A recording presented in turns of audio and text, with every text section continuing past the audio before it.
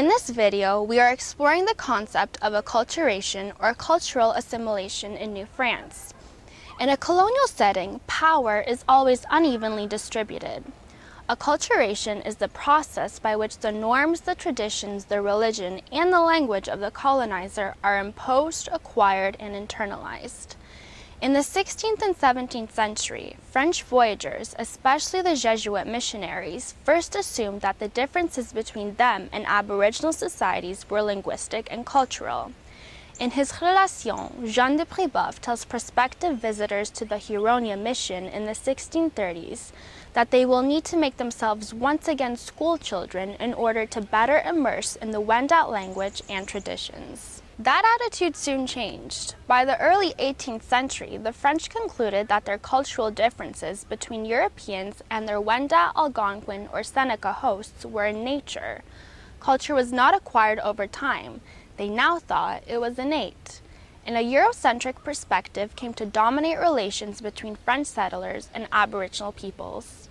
University of Geneva researcher Frédéric Tinguely has shown that throughout the early modern period, Europeans believed in a common bond between human beings in all parts of the world.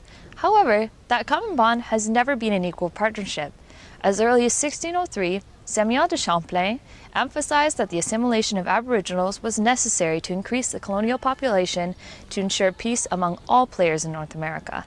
He reportedly promised the Ottawas and the Hurons that as soon as the French were established in New France, our young men will marry your daughters and we shall be one people. It was thought that the possibility of converting Aboriginals depended on civilizing them as well. In her book on assimilation and empire, Saliha Belmessus writes this: Europeans wanted to create, in their empires, political and cultural forms which they valued and wanted to realize in their own societies, but which did not yet exist. This was the tragedy of assimilation. It projected ideals that could not even be met by the projectors themselves, and in this sense, like all utopianism, it was more of a form of self-critique than a realistic political program. At first, happy to integrate the unwritten verbal codes of the Aboriginal peoples in their trade practices, French settlers increasingly sought to impose on them their written laws, their sacred texts, and their cartography. Three strategies of acculturation were deployed. First, Aboriginals were encouraged to settle around or within the French colonies, but the number of Aboriginal people always had to be lesser than that of the colonial population. This arrangement was particularly evident in Saint-Anne-du-Détroit, where French and Potawatomi communities coexisted side by side. Second, the French promoted the education of Aboriginal children to ensure the conversion of the next generation. Lastly, intermarriage was encouraged on the basis of strengthening alliances, but only between French men and Aboriginal women. These attempts at assimilation were rather unsuccessful.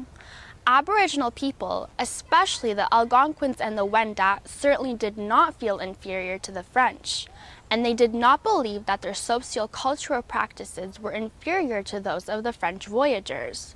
The reality is, many French individuals who were integrated into Aboriginal settings began to adopt Aboriginal norms and cultural practice, which is the opposite of what French authorities wanted.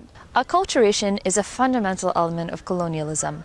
At the time of Samuel de Champlain and Jean de Brébeuf, French travelers seemed willing to adapt to Aboriginal customs and languages, but when, in 1687, the Marquis de Denonville raises the Seneca capital of Ganondagan, the event marks the beginning of relentless efforts to assimilate the Aboriginal peoples of the American Northeast into European philosophical, religious, linguistic, and commercial mindset.